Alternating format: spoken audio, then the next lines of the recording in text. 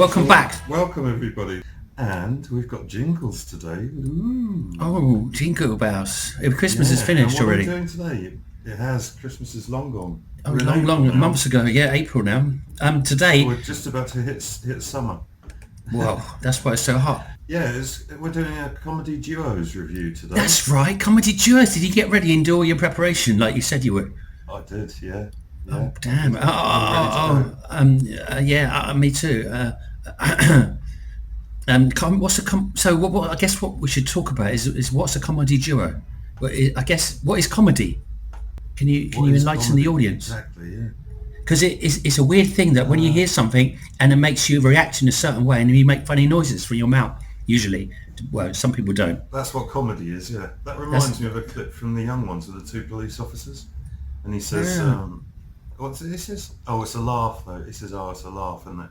And the other guy says, what's that? What's the laugh? That little noise you make in the back of your throat. Oh, well, The Young Ones is one of my favourite comedies, but there's no real duo. So a duo, I guess, is more than one person, more or less than three, that do comedy together and make you laugh. And scenes where we're going to stick to England, I guess we should do best British comedy duos. And comedy is very subjective, as you know. So everyone makes laughs from different things they hear. So I've got my things that make me laugh. You've got yours. So we've compiled a list of our individual top 10, which may spill over into several pods, 2 or 3, or a duo or a trio of pods. So it's definitely going to be 2 parts and possibly 3. Well, to get into this a little bit more, what makes a comedy duo great and timeless? Because comedy is beyond time and it's beyond period, I believe. Because if you think about it relies, I reckon, it's at least 4 things that it makes a good comedy duo. I think you have to have. There's normally a straight man and a funny man, isn't there? Yeah, usually you have to have it's 2 different characters. That's right. It's opposition. So straight or funny, and there's loads of other different kind of duos, and they play off each other. So it also stems on the chemistry, obviously, between the two. Timing is essential for comedy anyway, but especially with duos, because your timing has to be perfect for the interplay between the interaction between the two. Yeah. And it also depends on the stronger the hate between these two characters. If it's a straight man and a funny man, they sometimes, they're going to annoy each other. And you find in life, the stronger the hate is, the more poignant the love is. So these momentary flashes of friendship and endearment feel all the more wonderful, or funny in this case, we hope. Great writing, that's another thing. And relevancy, how well we connect and sympathise with the characters is important. So to me, writing a great character, we don't have to like them, but we have to connect with them and understand their motivations. For example, the best villains are those whom we can find some connections with and even laugh with. As I always say, even villains are the heroes in their own stories. I think you also have to have some kind of continuity theme as well, like a continuity gag. So there's a couple I can think of as examples. One is 2 male comedians being in bed together. Oh, okay. Which, Laurel and Hardy have done. Yeah. And who else is it who's done it? Eric Morecambe and Ernie Wise have done that as well. There may be others too. Yeah, and maybe it's sort of endearing in a way. Yeah. It kind of makes the audience sort of adhere to their I think of sort of characters. America, I think of Steve Martin and John Candy in Planes, Trains and Automobiles. Those aren't pillows. And but if we're sticking to England, I guess half English and half British was a good way to start, because Laurel and Hardy, everyone knows Laurel and Hardy, don't they?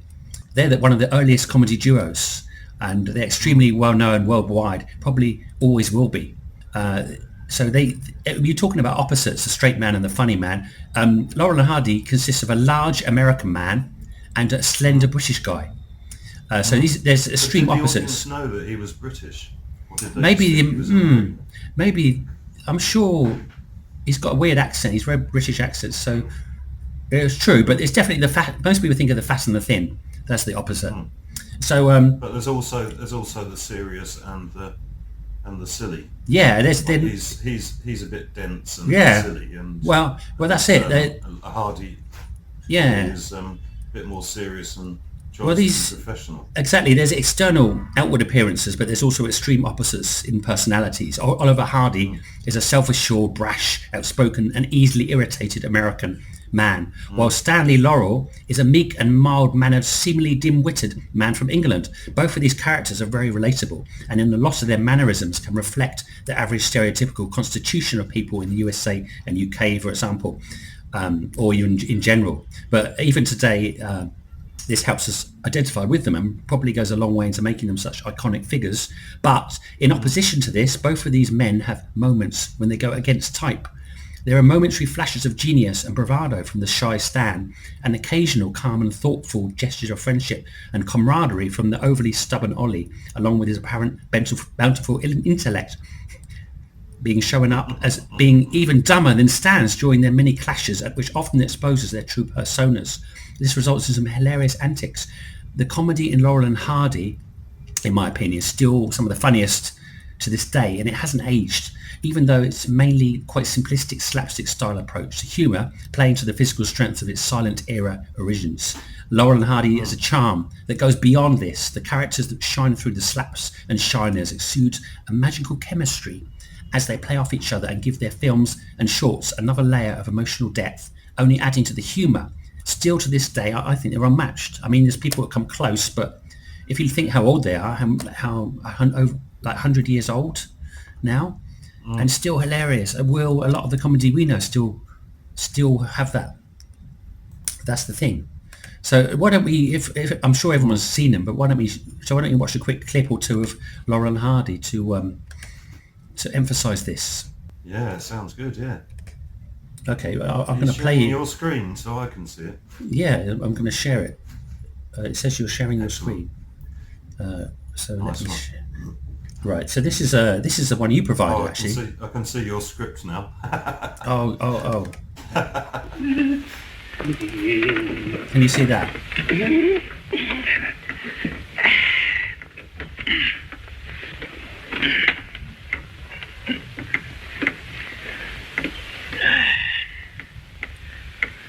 You can't see it, guys, if you're on audio, but they're in bed together. Oh yeah, this is a very no talking kind of clip. Ollie's foot is We can on edit the this. What? We can edit. Don't look now, but there's a man's hand holding onto the foot of the bed.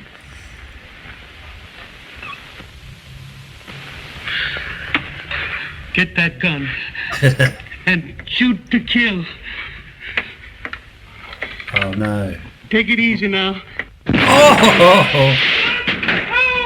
Oh, my foot! He shot his foot. Put that gun back in the closet. Isn't it bad enough that I'm going to have my throat cut without you trying to shoot me first? Go on. Get, but... Oh. Brilliant. Oh, that's awesome. I don't even remember that one. I'm laughing when I watched that. Well, I've got a I funny found it one. the other day. I'd never seen it before.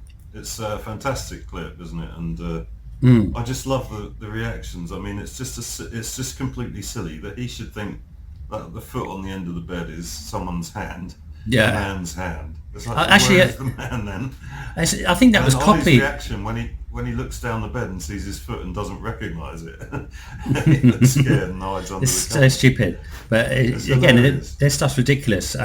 Actually, I saw a Hong Kong movie called The Magic Crystal, where this guy gets his hands and his feet swapped round, and he's in bed, and that reminds me of this a little bit. I've got another Laurel and Hardy clip here called "You Woke the Baby." Let's try this What's one. the background to this one for our audio listeners? Well, they try not to wake up the baby, and without much luck.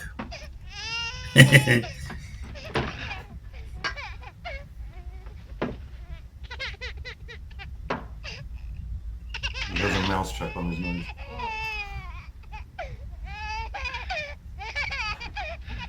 You woke the baby up. Stating the obvious.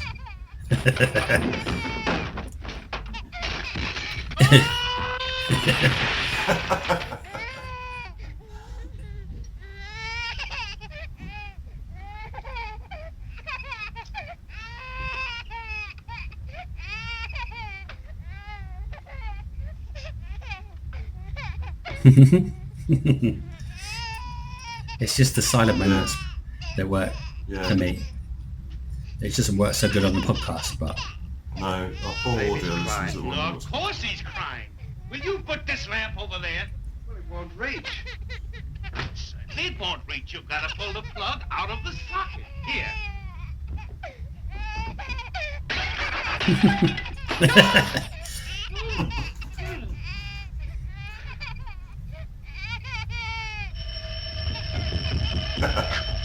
Will you see if you can get that baby quiet? Hello. How do you expect us to keep this baby quiet with you ringing the phone?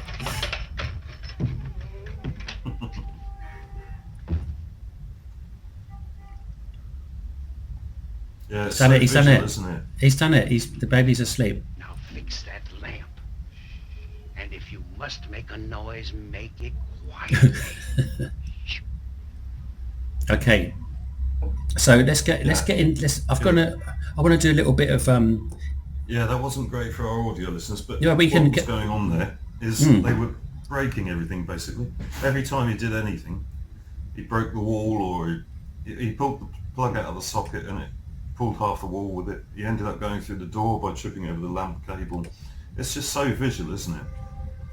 Just a lot of that stuff. but And I didn't realise this until I was looking for a good clip for the audio podcast, and it was really difficult to find one with lots of talking, because it's just so visual. Well, let me give you some insight into. I found out about Laurel and Hardy, which is really interesting. So the actors, they both began in the entertainment industry. Stanley Laurel was born in Lancashire, England, as Arthur Stanley Jefferson. He came from a theatre background. His parents actually owned a theatre company, so it was natural for their son to aspire towards treading the boards, making his debut at 15 in Glasgow's Britannica Panopticon in 1905. A few years later, in 1909, Arthur found himself as an understudy for Charlie Chaplin. Did you know that? I had heard that he worked with Chaplin. Yeah, well, after that, Arthur worked with another legend called Fred Carno. Have you heard of him?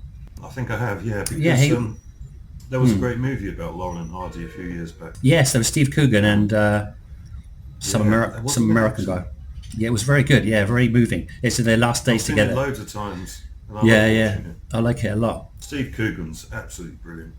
Arthur worked with this Fred Carno troupe because he was a hugely popular comedy tour de force, and Fred Carno's credited as the originator of slapstick comedy itself. He was him who did the custard pies and all that, and so he was the first person doing all this slapstick stuff. So Arthur joined this troupe called the He Fred must Carno. have been involved in that first... there's a sketch which is credited as being the first slapstick sketch, which is called The Plank. Yeah, I There think. were 2 or 3 old-time comedians in it. Yeah, Must have well- been connected with that then. Well, it's British. If it's British, then yeah, because It is, yeah. It's So it only must about be. 15 minutes long. yeah, I'll have to check that out. I haven't seen it, but and apparently, if it's true, it must be him. So this troupe, anyway, they went on tour in the USA, which Laurel or Arthur joined, the skinny one of the two. So in the USA, Arthur's thinking he was just going there for a short trip and do some shows, but he ended up staying and he made America his home. He became particularly fond of stage plays and later was a prolific screenwriter, writing many of the Laurel and Hardy films and sketches. Oliver the fatty one, the large one, I should say, Oliver Hardy, he was born Norville Hardy in Harlem, Georgia, in the US, and came from a singing background, becoming a popular stage singer by his late teens, as well as operating a movie house, the Palace Theatre. The magnificent timbre, how do you say it? Timbre. Yeah, that's it. Of his voice. Yeah. Of his voice was well utilised during a lot of the later Laurel and Hardy productions, but it was the silent but no less magical lure of film which attracted both of them.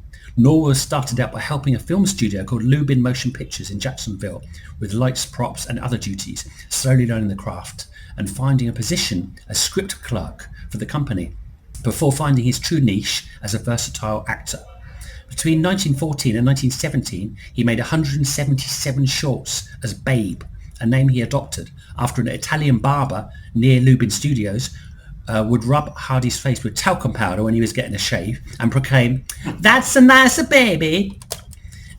In total, Hardy starred or co-starred in more than 250 silent shorts of which roughly 150 have been lost. Hardy, wow. yeah, so it all changed though. Hardy began working for this mogul called Hal Roach. Roach hired Laurel around 1920, who he'd seen in vaudeville, being impressed by his performance. So when Hardy was already there when Laurel joined the Hal Roach film studio. Hardy would work for different people, like freelance. But Laurel, actually, Skinny One, joined as a director and writer. From May 1925 to September 1926, he received credit in at least 22 films, I guess as writer or something like that. But Laurel and Hardy weren't teamed up for a while because of this, but something happened. This is really interesting. If I can find it. Laurel would join these films sometimes. They needed extras and smaller roles, as well as being a writer, but he'd only get small bit parts, and Hardy would have a more substantial role. There was a guy called Leo McCary, and he was a screenwriter, director and producer for Hal Roach Studios. He recounted a story about around this time. Babe, Oliver Hardy, was cooking a leg of lamb, and for some reason he left his arm in the oven too long or something, and it got so badly blistered he had to cut his part down in the next picture. So then they decided to put Stan in the picture to bolster up the comedy. During Laurel's first screen test, Hal Roach discovered that due to the technology of film at that time, Laurel's very light blue eyes would not photograph properly, blue photographed as white. This problem is apparent in their first silent film together, 1921's The Lucky Dog, where an attempt was made to compensate for the problem by applying heavy makeup to Laurel's eyes. That's why he looks a bit strange in this first film. I did actually see that one. For about a year, Roach had Laurel work at the studio as a writer. Then panchromatic film was developed. They tested Laurel and found the problem was solved. Laurel and Hardy were then put together in a film, and they seemed to complement each other. Comedy teams were usually composed of a straight man and a funny man. But these two were both comedians, however. Each knew how to play the straight man when their script required it. Roach said you could always cut to a close-up of either one, and their reaction was good for another laugh. Laurel and Hardy's first official film together was called Putting Pants on Philip, and slowly the duo began to hone their chemistry naturally. Slowly, history was being made, and in 1929, silent film gave way to the talkie. This only made Laurel and Hardy's films better, as they could now show their full versatility and play even more to their strengths, including this disparity of their differing accents, which only added to the humour, as stated before, Hardy's vocal cords, which ended up with them working many magnificent and often hilarious song and dance routines into their films. Over their careers, Laurel and Hardy made 105 films together, from 1921 up until 1951's Atoll K. They stayed friends up until the very end, making a final live stage performance together in Plymouth, UK, at the Palace Theatre in 1954, before being surprised on an American TV appearance of This Is Your Life in December of that year. Their final appearance on camera was in 1956 in a private silent home movie shot by a family friend in Reseda, California, in the home of Stan Laurel's daughter, Lois. Hardy died of a stroke in 1957, and Laurel never really got over such a huge loss.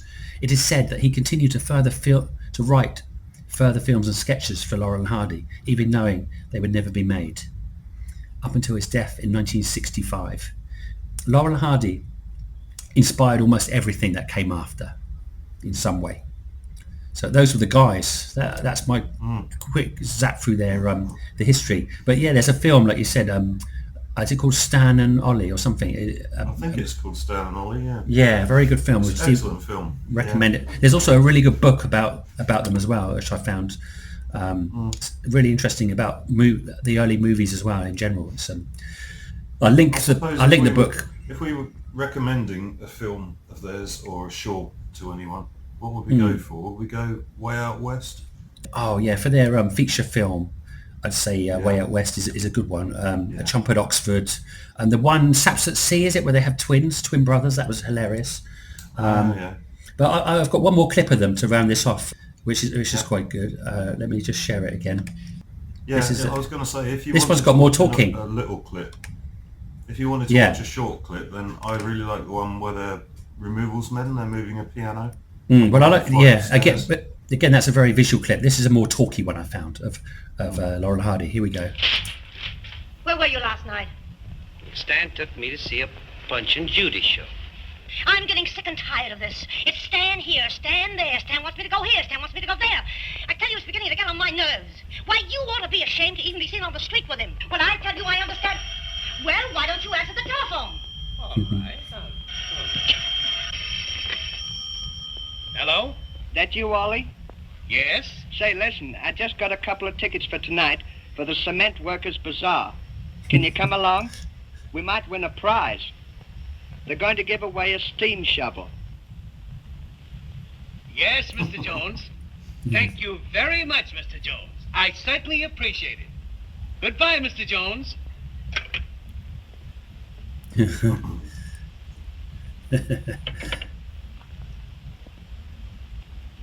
Well, who was that? That was Mr. Jones, my new boss. Oh. He's having a big business meeting tonight, and he wants me to attend. Oliver. All of the out-of-town boys are going to be there. Big, influential men.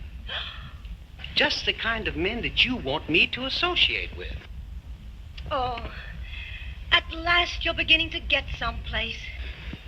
It'll do me a lot of good. Why, naturally. It'll have a tendency to promote me to higher endeavors. I'll get it. Hello? Hey, Ollie, this is me. Oh, hello, Mr. Jones.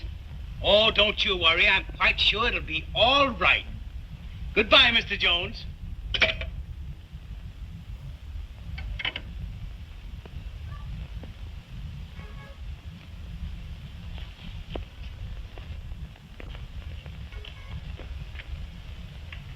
Yeah.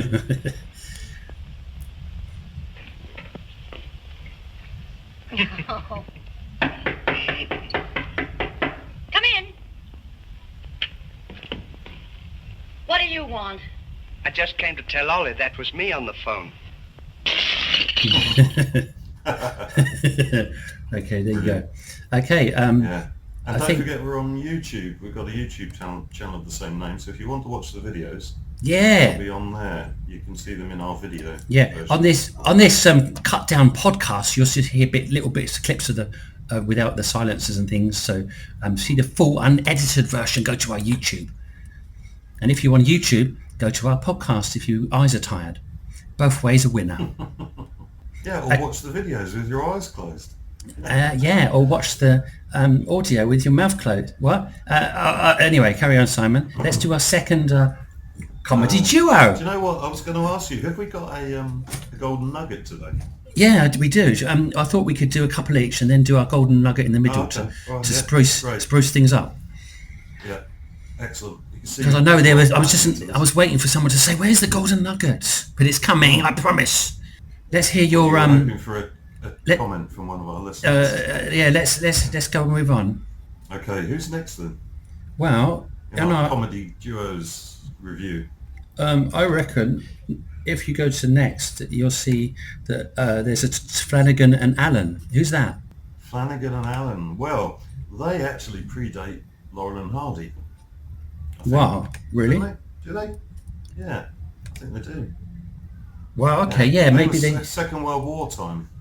Oh, that's later then, because 1920s was when Oh, was it? Laurel and Hardy was starting in the silent days. Okay, Yeah, so they were first. Okay.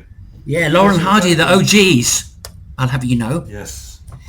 Flanagan and Allen were a British comedy duo who did a lot of work in the Second World War to rally the troops and to entertain the troops.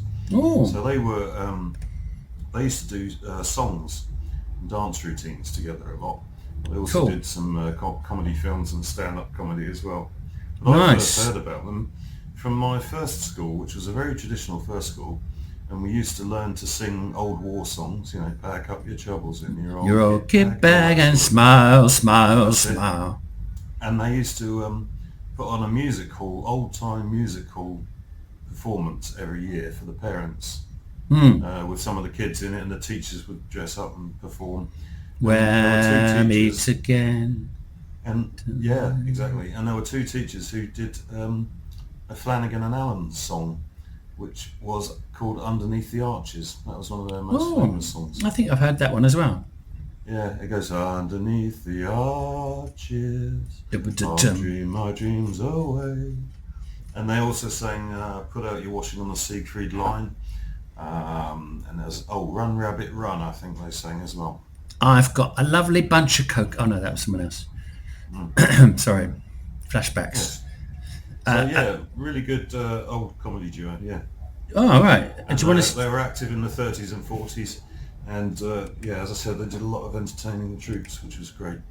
Wow. So did you want to shout out to them? Did you want to see something of theirs? Yeah, go for it. Let's try some Flanagan and Allen. Yeah. Oh. Don't ask me their first names. I haven't got them. Half the people down there thought we were falling. 50% of the people up here thought so too. Do you like it? Yes, it's very exhilarating, but it is cold. There's no need for those two big fans to be on. They're not fans, they're propellers. Oh, by I like the way, them. We better have our parachutes ready in case of accident. I've got mine on. Parachutes, not parachutes. What's your parachute? Here it is, see? If anything happens, you jump, count 10, pull the ring, it opens, and you float down to safety. Ah, but suppose it doesn't open. Oh, you'll come down just the same. Yes, I suppose. Take over control. What? You've got a joystick in front of you. There. Oh, you mean this? Whoa! Put it into neutrally full.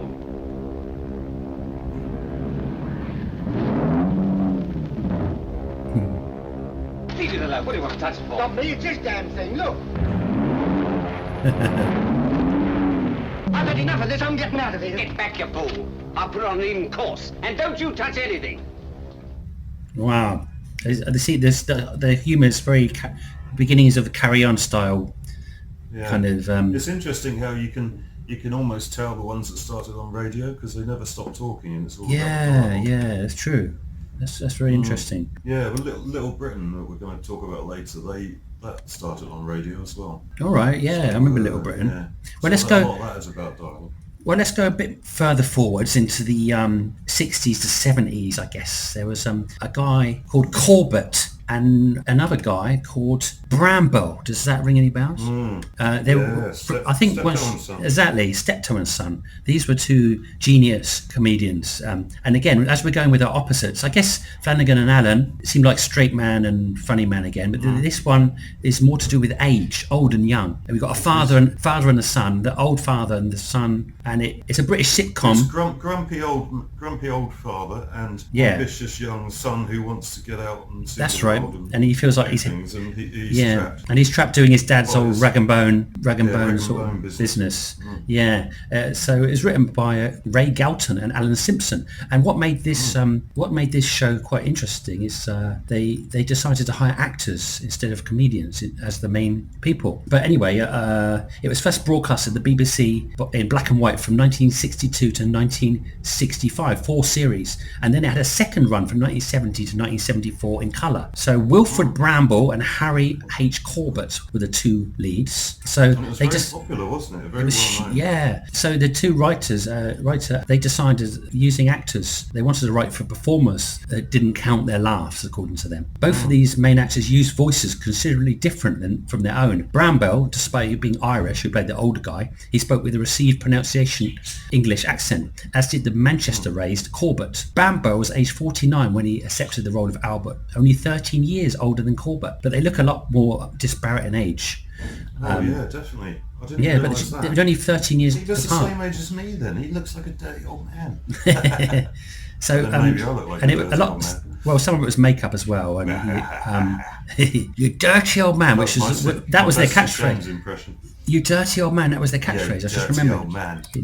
Yeah, well, the old guy has quite a set of rotten dentures to accentuate his character's poor hygiene and poor attitude to hygiene. And many episodes resolve around violent disagreements from the two men. Harold's attempts to bed women and momentary interest over things found on his round, going around collecting junk. And one of these clips I'm going to show you is one of my favourite clips from Steptoe and Son, is when they acquire this strange sort of device. And The only one I remember is where they divided up the house with that was a partition wall, classic. That was a classic episode. Yeah.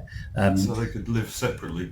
Most people I've talked to have seen that one and seen the movies. They did 2 movies as well. But this is a maybe lesser known clip. It's when on his rounds, the younger guy finds this kind of pornographic old movie player. You'll see what I mean. Let's give it a go.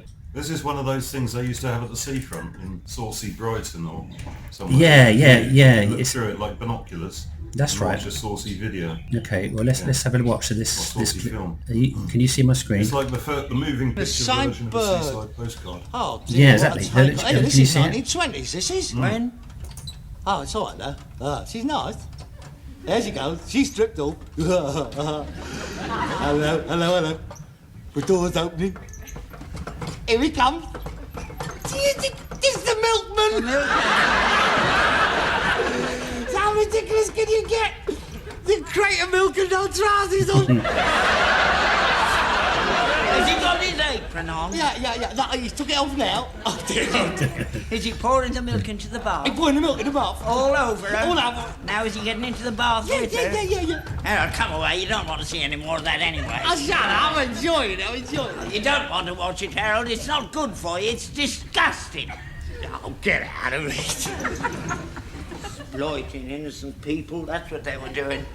Mass unemployment, young men not worked for years. No money, no food, no knowledge of where the next penny was coming from. Leaning up against a wall all day, and then a fella comes up in a big car and says, "You're a fine upstanding lump of a man, aren't you? How would you like to earn a fiver? How would you like to be in films?" Why are you going up? God, say, be quiet, will you? Oh, God, here we go. Coming up to the last furlong now. What is he got to do with that loofah? He's doing his pieces now, Dad. Oh, you what, Stevens? He looked a bit like you. In fact, he looks a lot like you.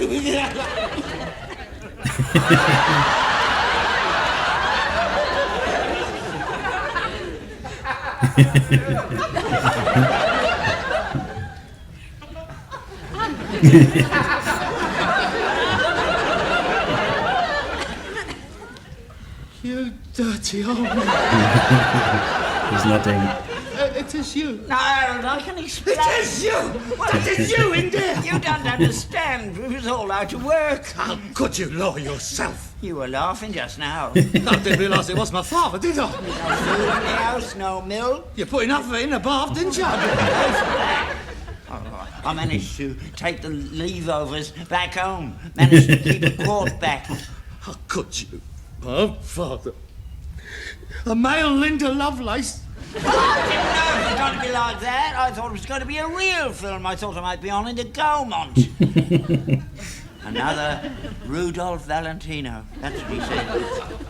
I might have realised when I got there. An old photographer's shed in the Gold Hawk Road. Oh, very MGM.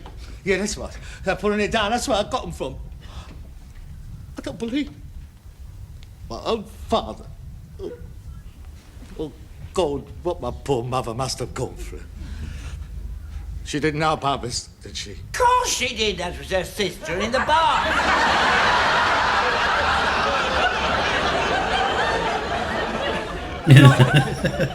Auntie Rose? Yeah. She died of pneumonia 2 weeks later. Oh, Harold, you mustn't blame her. It wasn't her fault. It wasn't my fault either. There were hard times. Everything we had was in porn. So were you! Brilliant. So, yeah, that's a That's excellent. I love that. His catchphrase, "You dirty old man." You dirty old man. There's a little bit more information about Steptoe and Son if you want to hear it. Yeah, go for it. Yeah, let's hear it. Usually, you know that the old man almost always comes out on top and routinely proves himself superior to his son whenever they compete, such as when they play snooker into the night and pouring rain in 1970, and Scrabble and badminton in the 1972 series. Harold takes these games extremely seriously and sees them as symbols of his desire to improve himself, but his efforts come to nothing each time. His father's success is partly down to greater skills, but is aided by cynical gamesmanship and undermining of his son's confidence. In addition, Albert habitually has better judgment than his son, who blunders into multiple con tricks and blind alleys as a result of his unrealistic, desperate, straw-clutching approach. Occasionally the tables are turned, but overall the old man is the winner. This causes Harold to be infuriated, and even going to the extent in Divide We Stand, which is the one you said in 1972, where they attempt to partition the house so that he does not have to share with his selfish, uncultured and negative father. So during his production... He's quite conniving, the old man. He's always trying to undermine that's right. So that's his what... son's plans to escape. Yeah, and I said... Isn't he? Yeah, in the Comedy Duos, I was talking about opposites and about this opposition, about the stronger the opposition and they're more personal. This is father and son. It doesn't get much more personal, and especially he's seen his dad having sex, and Paul, they really push the personal, and it's very relatable. Well, not seeing your dad having sex, obviously, but it's relatable in the fact that it's a father and son and it's family. So that's why I think it adds to the popularity of it. And it's actually emotionally very deep about the family, the relationship between a father and a son. Yes, it's a great show. It's if you haven't seen Step to a Son, it's one of my favourites.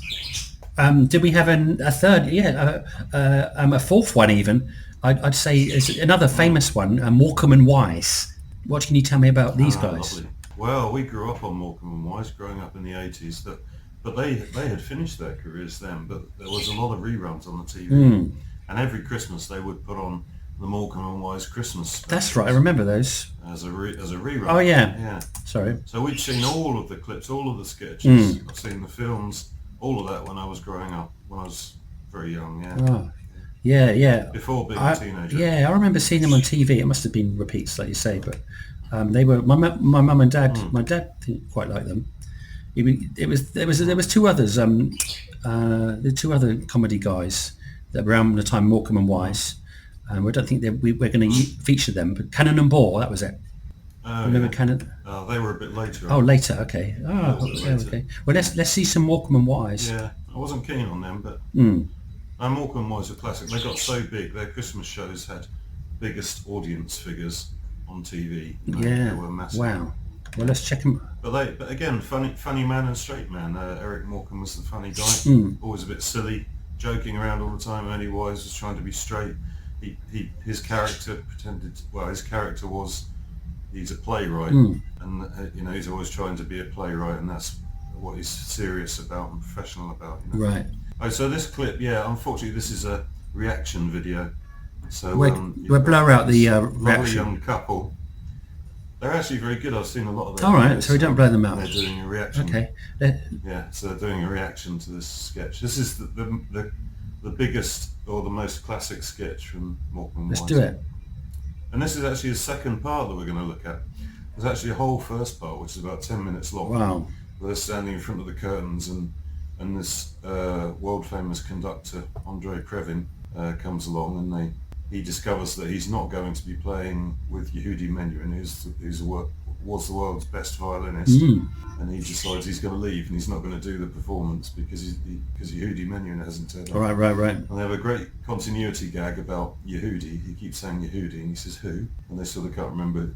They don't know who they're talking about, Yehudi, you talking about? Yeah, exactly. And they finally convince him to do the conducting with Eric Morecambe, the funny guy, playing piano. All right, well, let's go.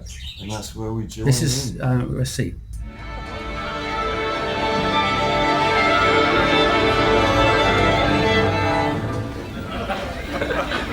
This the band? This is the band, yeah. This is the band. See better bands on the cigars. Which one's a fixer? Which one? Which one? The one in the gold army suit. They usually are. Right. I'll go get the music. Incidentally, where's the piano? Never mind, this'll do. Now, I hope, sir, that you understand all these squiggly lines. I think so. Oh, good. So, yes. Because the reason I ask is, the second movement is most important to me. You see, in the second movement, Not too heavy on the banjos. Oh, no. Keep it down. No, no. What's vulgar. We'll keep it way down. That's the word I was looking for, way down. Good. Yes. That's very good. Good. Because that is me there, you see. That is me. Lovely. Hey? Lovely. As played by Eric Morecambe. A signed autograph later on, boys. Now, if I could just explain to Mr. Frito. You see, I want you to notice that Eric does play the original version of Grieg's Piano Concerto. Yes, the one we played before we went decimal. Yes, but now look here, wait though, this is not the original version. Oh, the original? No, What do you okay. mean? Look, I'll explain. It's very simple. Yeah. After the opening timpani roll, in the original version, the piano takes over, and here you've got that piece played by the full orchestra. Ah, yes. But this is a special arrangement. Yeah. A special arrangement of the Grieg Piano Concerto? Yes. I've never heard of that before. But that's the idea. I mean, everybody plays it this way. I thought we'd do something different. All right, look, whatever you say. Whatever you say. All right, I'll announce it, shall I? Yes, do that. You're doing well. You're doing well. Thank you. Yeah. Ladies and gentlemen, tonight, Grieg's Piano Concerto by Grieg. Soloist, Mr. Eric Morecambe, conducted by Mr. Andre Prede. Thank you.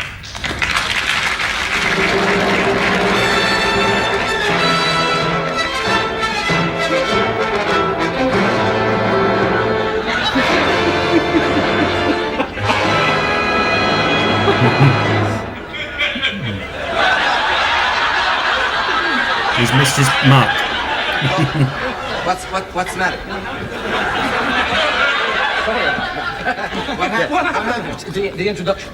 What's wrong? The introduction's wrong? It's too short. It's too short. Oh, you noticed? Yes. By how much is it too short? Well, you see, I went down here like that. Yeah. Came back. You wasted some time there. I wasted time there. You see, it's about, I would say about that much. It's about a yard. Yes, if you would lengthen it by about a yard, we'll be in. And what do you think we can do about that? Well, I mean, that's nothing to do with me. Well, we have my to musical get this. manager, he does all this. Could we get in touch with Grieg? That's a good idea. You call him on the phone? Well, we can call him on the phone. Why not? I didn't bring his phone number. Well, it's Norway, something or other, isn't it? What's the code? Single skate or something. I think it's single. Mind you, I mean, you might not get him. He could be out skiing. Look. Yeah, could we just try it again? Just try it again. I'll tell you what. Yes. This time, Yes. I'll sit down there waiting. What a good thought. Hey, you'll be ready. He's in, isn't he? No, I'll announce it again. All right, do that. All right, ladies and gentlemen, Grieg's Piano Concerto, soloist Eric Morecambe, We're not going to see him play conductor Andrew anything. Prede.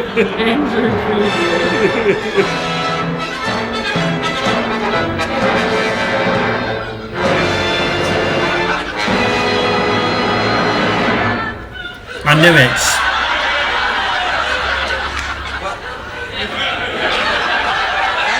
Anytime. Could I have a word with you, please? Look, You see, the point is, it's all about... Has he gone? You see, I hope you don't mind me saying this. No. But when you got to the part which was my cue, I couldn't see you for the lid of the piano. Yes. The lid of the piano was in the way.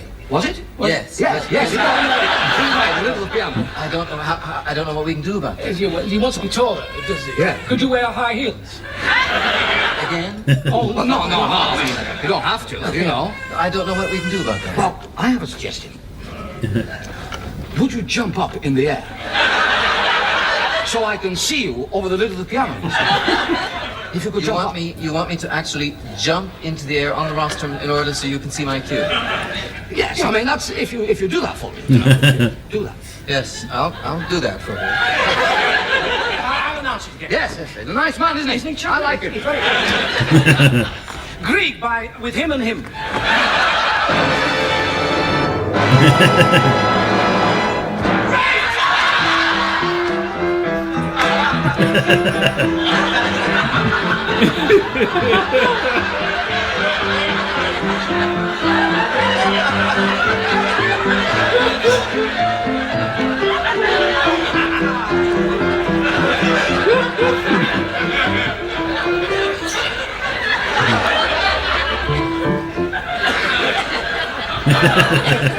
Something wrong with the violins?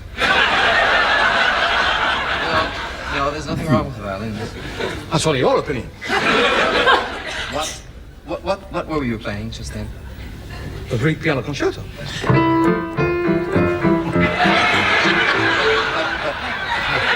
You're playing all the wrong notes.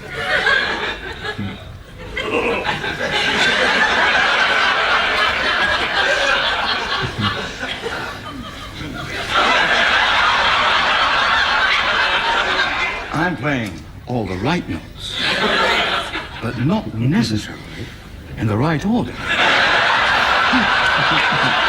I'll give you that.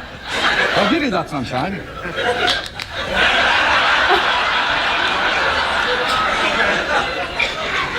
That sounded quite reasonable to me. Are you satisfied, Mr. Preview? No! What do you mean, no? No! I'm not satisfied. Why not? Look here, I mean, with all due deference, would you mind just really one thing here? Don't forget, for another £4, we could have got Edward Heath.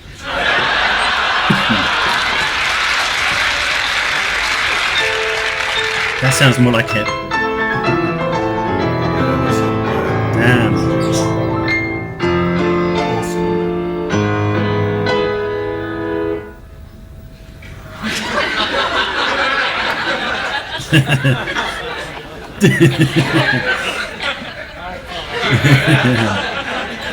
Rubbish.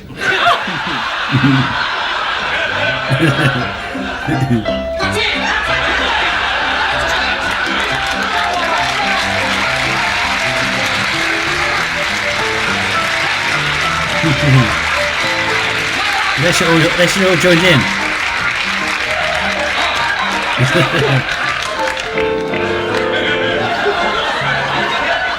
Yeah.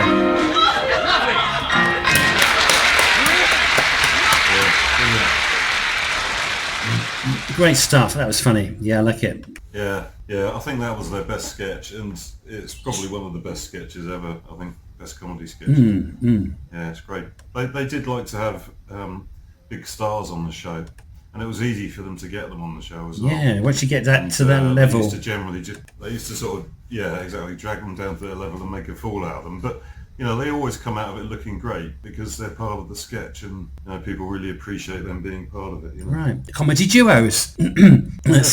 So I think we've been on about an hour now, so we've probably got time for one more. Well, do one more each. There's no golden thread. There's no golden thread today, is there? This is golden thread. Talking about the whole thing is a thread between threads and needles and sewing. Well, in that case, let me play this. Dada Mama, it's time for the golden thread feature. Yeah, wow. Okay. Well, we've had quite a famous Morecambe and Wise. There's another famous kind of duo from British TV called the Two Ronnies. It's got a sketch show thing similar. So we've had fat and thin, we've had old and young, we've had good and bad, we had the ugly. Now we got tall and short. Yeah. No. Well, Two Ronnies is big and small, isn't it? Tall and short. Yeah. Yeah, tall and short. Well, one's big and one is short. Ronnie Corbett's quite short. Big and short. Yeah. The Two Ronnies is... But a lot of this was about wordplay, wasn't it? Yes, the Two Ronnies is a British television comedy sketch show starring Ronnie Barker and Ronnie Corbett, no relation to the steptoe and son Corbett. It was created by Bill Cotton and aired on BBC One from the 10th of April 1971 to the 25th December 87. The usual format included sketches, solo sections, serial stories and musical finales. It was Ronald Corbett, which is the smaller one. He's a Scottish guy. He was a broadcaster and a comedian. He had a long association with Ronnie in the BBC television comedy sketch show and some other stuff over the years. But these two were like best buddies, and that's what made the chemistry so good. They would remain a bit like Laurel and Hardy. They would stay together for a long time until we lost the big one. It's always the big one that goes first, isn't it? I don't know what you're talking about. I'm thinking about Spit the Dog still. They were both... I've got loads of stuff about them, but I feel like I don't want to read it. It's too much. It's getting boring, isn't it? Let's just play something. My research. Yeah. All right, I'm going to try it. They were great because Ronnie Barker wrote the sketches, I think, and a lot of it was about wordplay. Yeah, very good. Well, in particular, the Four Candles is the most famous. Definitely, that was But we're not going to play that because it's been overplayed. Yeah, I think that's what I thought, because we don't want to play sketches that are overplayed. So let's do. I remember a great musical routine where they were singing, and they had all the weathermen off the TV of the day Well, dressed up as sailors, and they were doing this whole performance, all dancing. To highlight what made these guys unique was their wordplay. Or is that Morecambe and Wise? I think I might have got that mixed up with Morecambe and Wise. Anyway, carry on, sorry. So to highlight the genius of these two, unlike many of the others, they actually were clever in their writing. It's mainly the ingenious of the way they use the words and language. As this sketch indicates, it's a bit Monty Pythonish in a way, but different.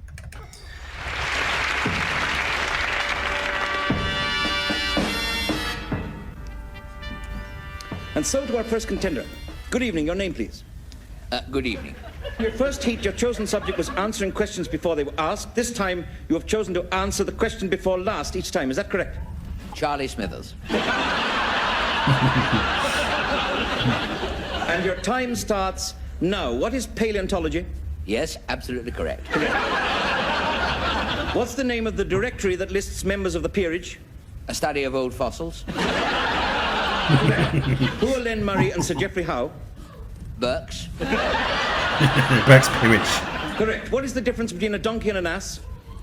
One's a trade union leader, the other's a member of the cabinet.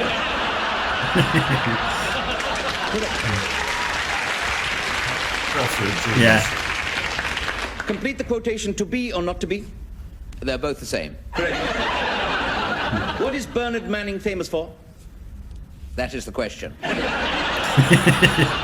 Who is the present Archbishop of Canterbury? He is a fat man who tells blue jokes. What do people kneel on in church? The Right Reverend Robert Runcie. What do tarantulas prey on? Hassocks. What would you use a ripcord to pull open? Large flies. What sort of a person lived in Bedlam? A parachute. Correct. What is a jockstrap? A nutcase.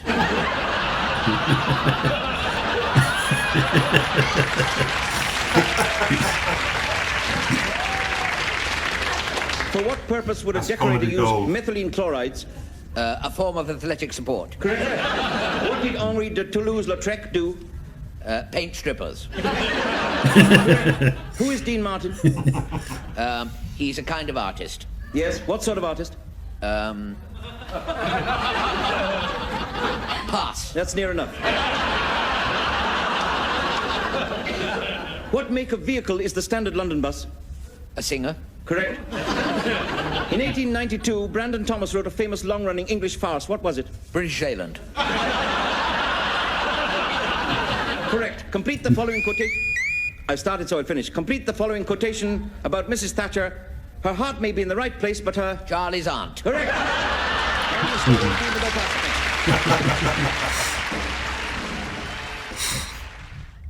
There you go. And yeah, it's still laugh out loud. It is. Fun. Even if you don't know who some of the people are, I think I remember most of them. But yeah, I mean, if you're American, you might not know some of those people. Well, I like. Yeah, well, not just American. I also one more quick one. I always like this by the Two Runnies. This is a great one. Evening. Good evening, sir. What can I get you? I'll have a pint of bitter, please. Pint of bitter, sir. What would you like, dear? A gin and tonic, please. Gin and tonic, please. Slice of lemon. Slice of lemon. Yes, please. Yes, please. Anything else? Anything else?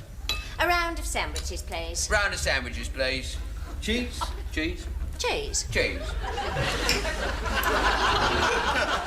Pickle? Pickle. Pickle. Pickle. Pickle. And a packet of crisps. And a packet of crisps. What flavour? What flavour? Salt and vinegar. Salt and vinegar. Haven't got any salt and vinegar. Plain? Haven't got any salt and vinegar. Plain? Plain. Plain. Plain. Plain. That'll be £2, please. That'll be £2, please. But I didn't think I had to pay. I didn't think I had to pay. Well, you ordered them. Well, you ordered them. Well, don't you have any money? Well, don't you have any money? Of course I got money. Of course I got money. Well, that's £2 then. Well, that's £2 then.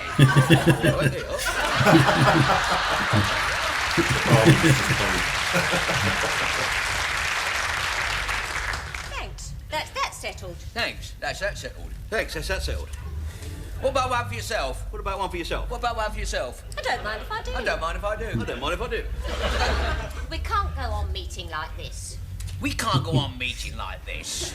I have to work in the evenings. I've got to work in the evenings. Well, you should get a better job. We should get a better job. I've tried. I've tried. Well, you can't expect me to stay in every evening. You can't expect me to stay in every evening.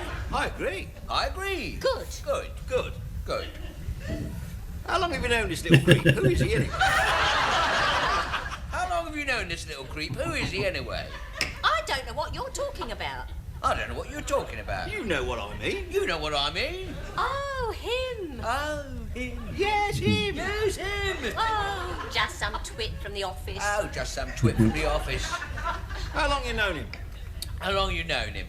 Why all these questions? Why all these questions? I think there's someone else. I think there's someone else. Susan, darling. Jason, darling.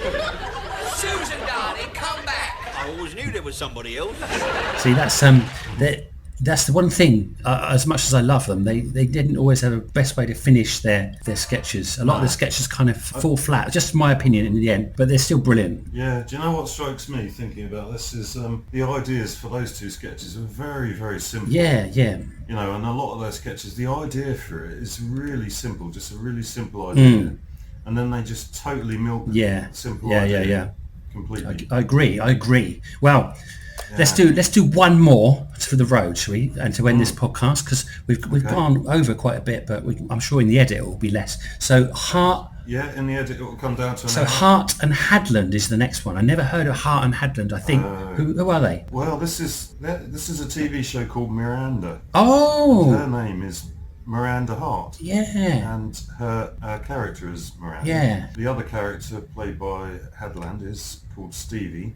Oh. And they're running a shop, and she's got a mother who's sort of full of pretense and trying to put on airs and graces. Is this the Fleabag lady? No, it's not. No, it's not. But she's good as well. Who's she? But Miranda is quite a big lady, right? And she basically does slapstick, right? So she does a lot of stuff that you watch her and you think, God, that's just like Rick Mail and Adrian Emerson. Oh, like female version. She does the look to camera quite a lot, which was one of the other continuity gags I was going to talk about earlier, that Laurel and Hardy started, and Rick Mail and Adrian Emerson used to do. Yeah. And Miranda does that as well, the look to camera, which is quite cool. Amazing.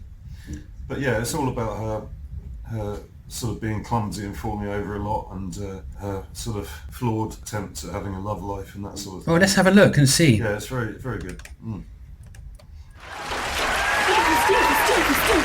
Stevie, has my parcel I arrived? recognise her, yeah. A depot card? We tried to deliver, but you were out. This is the smuggest piece of paper in the world. I'm sorry, I had to close the shop for 10 minutes just to clear customers. I'm very hot and anxious, actually. I'm like a mouse in a microwave. Well, can you just get a grip, please? Actually, because a depot card, all my presents. So annoying. Hang on. They'll redeliver Christmas Eve. Thank you. In your face.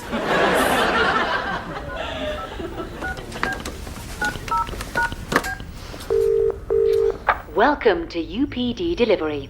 If you would like to arrange redelivery, press 1. Please state clearly when you would like the package redelivered. Tuesday. Did you say? Monday. No, who are you? I'm sorry, we couldn't identify. We've all been there. Tuesday. I'm sorry, did you say? Thursday.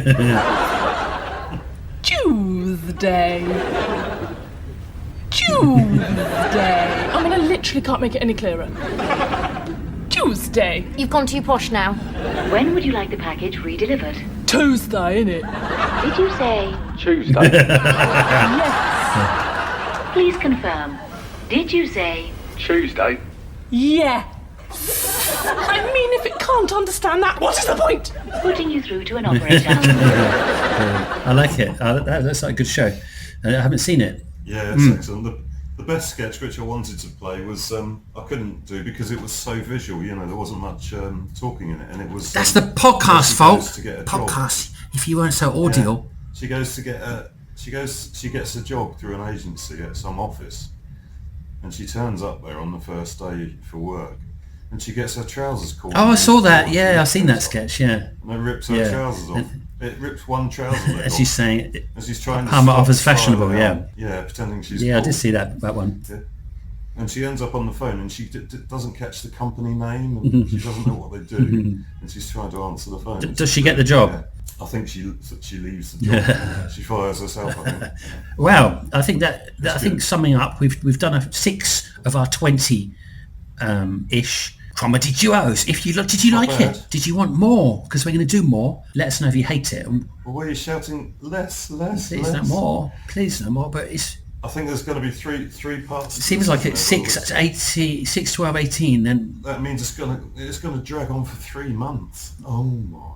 But we got some cracking comedy coming up. But it's okay. We have. Yeah. So thanks for. Got some of the best ones to come. So thanks for watching, and thanks for podding with us. If you're audio, yeah, and if you're visual, yeah, thanks for looking at us as well. It wasn't easy. I understand it wasn't an easy job to look at us, but you did it. No. Well done. And if you're still, let's play some music. All right, let's play our out. So sorry, what were you going to say? I was going to say, moo. If you're still something, moo. Let's play us out on a Neon City by my cousin Raymond Charlton and his old band, The Exits. It's our favourite song, isn't it? It's our favourite song. It's the only song we're allowed to play, I guess. I haven't even asked him. Is it all right, Ray? We've been playing this song for like 6 months now. Oh, yeah, it's fine. It's all right. We might get him on the show one day. Who knows? All right. See you next time. Do you know what? The only thing is I didn't have it queued up, and it's just taking ages to load. But here we go. And that's this. Bye-bye. See you very soon. Extremely soon.